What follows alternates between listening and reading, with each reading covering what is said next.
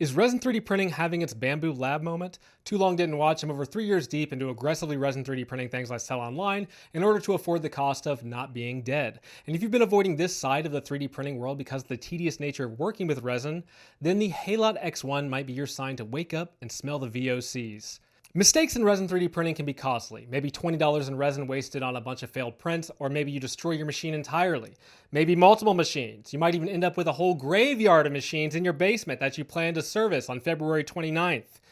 Fortunately, each year our dearly beloved capitalism pushes resin printing to get easier, which brings me to the Halot-X1. This is a resin 3D printer that dares to be different in ways that will help you prevent failures and reduce tedious labor, which are both extremely important when you're using this machine as part of your one-man business. I was sent this unit to test, but they haven't paid me anything and they have no input on what I say in this video or the right to review it before I publish it. And after testing the crap out of this thing to the point of printing hundreds of my products, I'm ready to share my thoughts. If you're one of the many who experienced the elation upgrading from a cheap FDM 3D printer like the Ender 3 to something like the Bambu Lab A1, this is kind of how I felt using this machine. First, we'll jump into the cliff notes of the features I appreciate, and then we'll end with some cons. No lock build plate. Unlike any other machine I've ever seen, this build plate just sets in there. There's no need to turn a knob or pull a lever to lock it in or to unlock it. And this might seem super minor, but little things like that add up. Auto leveling build plate. With previous machines, I'd need to use hex keys to loosen bolts, wait for the build plate to slowly go down to the base, then try to not accidentally drop the hex key into the vat of resin as I tightened it back down. Auto leveling is kind of a common feature these days, but I still thought this was worth a mention. Twist to release build plate. This feature alone has made my production process faster and more tidy. Instead of the sometimes messy process of moving the dripping build plate to another location and prying the prints off with a putty knife, I can just set a bin on top of the vat and drop the prints down into it. But I should mention that depending on your print and the settings, the release mechanism sometimes struggles to eject the part and needs a little help from a putty knife. Quick release vat. The vat uses two swinging locking arms rather than the traditional thumb screws. This will come into play when you need to do a release film replacement or when you wish to clean the vat or change the material you're using.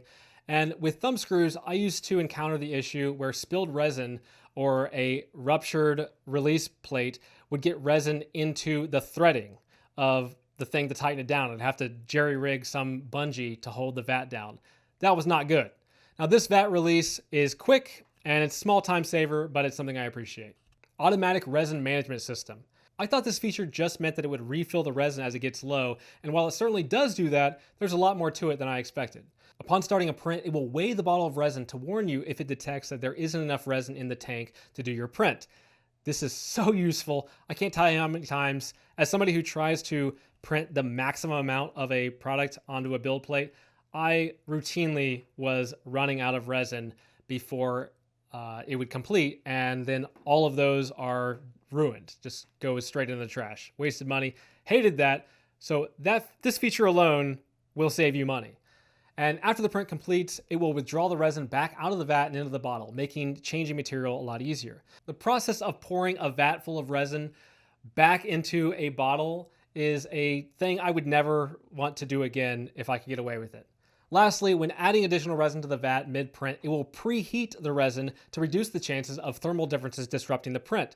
This is something that's also screwed me up a lot. I would see that the resin's getting low and I just pour some more resin from the bottle, but it's a different temperature and it messes up.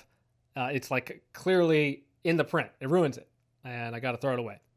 Ergonomics. With this machine, they put the control panel screen and USB port in a very ergonomic position so you don't have to hunch over and look at the vertical screen at the base of a machine.